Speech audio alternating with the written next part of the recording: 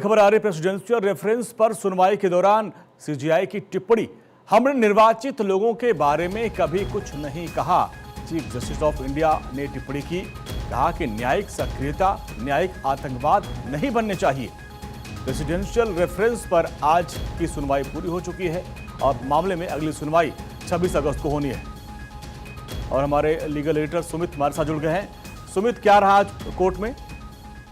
देखिए, presidential reference पर supreme court लगातार तीसरे दिन की जो सुनवाई है वो सुप्रीम कोर्ट में पूरी हो गई है, लेकिन आज अहम टिप्पणी सुप्रीम कोर्ट की ओर से की गई जब केंद्र सरकार की ओर से सॉलिसिटर जनरल तुषार मेहता ने संविधान पीठ से कहा कि काफी अनुभव वाले निर्वाचित लोगों को कभी भी कम नहीं आंकना चाहिए। इस पर सीजीआई ने सॉलिसिटर जनरल से कहा कि हमने निर्वाचित लोगों के बारे में कभी कुछ नहीं कहा है, हमने हमेशा कहा है कि न्यायिक सक्रियता कभी भी न्यायिक आतंकवाद या न्यायिक दुस्साहस नहीं होना चाहिए। यानी कि केंद्र सरकार का जो इशारा था वो राज्यपाल और राष्ट्रपति की शक्तियों पर था, जिस पर सीजीआई ने सफाई देते हुए कहा कि हमने कभी भी उनके बारे में कभी भी टिप्पणी हमने नहीं की है, हमने सिर्फ समय सीमा तय करने को लेकर फैसला दिया था।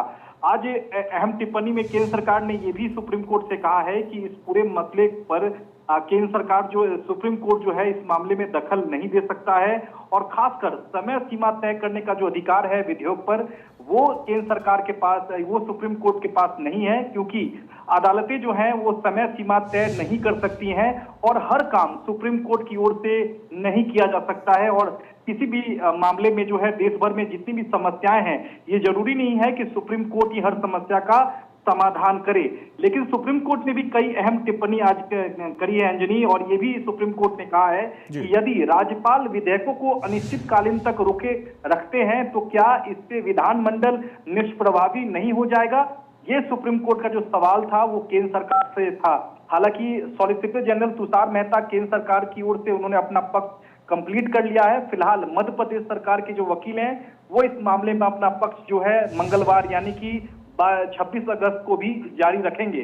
तो लगातार सुप्रीम कोर्ट की संविधान पीठ में प्रेसिडेंशियल रेफरेंस जो राष्ट्रपति ने 14 सवाल सुप्रीम कोर्ट को भेजे थे और पूछा था कि क्या विधेयकों पर राष्ट्रपति और राज्यपाल के लिए क्या सुप्रीम कोर्ट समय सीमा तय कर सकता है या नहीं, इसी प्रेसिडेंशियल रेफरेंस पर सुप्रीम कोर्ट इस वक्त सुनवाई कर रहा है और निर्णायक मोड़ पर इस वक्त सुनवाई चल रही है। सितंबर तक ये मामला जाएगा और देखना होगा कि प्रेसिडेंशियल रेफरेंस को सुप्रीम कोर्ट एक्सेप्ट करता है या नहीं, और क्या प्रेसिडेंशियल ने जो सवाल पूछा था, जो राष्ट्रपति ने जो सवाल पूछा है सुप्रीम कोर्ट से कि क्या विधेयकों पर समय सीमा तय करने का अधिकार सुप्रीम कोर्ट के पास है या नहीं, इसका जवाब आखिरकार सुप्रीम कोर्ट की संविधान पीठ क्या देती है, ये आने वाले दिनों में तस्वीर साफ हो जाएगी। लेकिन लगातार सुप्रीम कोर्ट की संविधान पीठ में इस पूरे मामले को लेकर सुनवाई मंगलवार को भी जारी रहेगी अंजनी।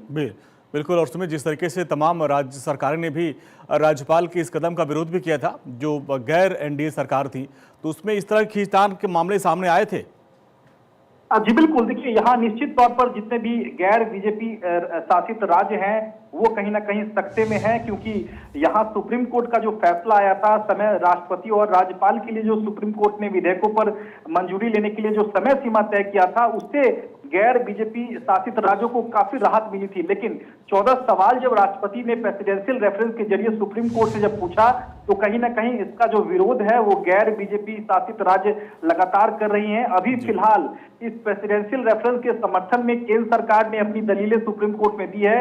अब मध्य प्रदेश सरकार जो है वो इस रेफरेंस के समर्थन में दलील जो है वो अगले मंगलवार को भी जारी रखेंगी और समर्थन में प्रेसिडेंशियल रेफरेंस के देने के बाद जो है जो गैर बीजेपी शासित राज्य है, जो कि तमिलनाडु है, केरल है, तमिलनाडु के मामले में ही सुप्रीम कोर्ट ने जो फैसला दिया था उसके बाद एक बड़ा विवाद खड़ा हो गया था और राष्ट्रपति ने प्रेसिडेंशियल रेफरेंस इसी मसले को लेकर भेजा है। तो तमिलनाडु सरकार, केरल सरकार जो है इस मामले में आने वाले दिनों में अपना पक्ष रखेंगी जब प्रेसिडेंशियल रेफरेंस के समर्थन में जो राज्य हैं।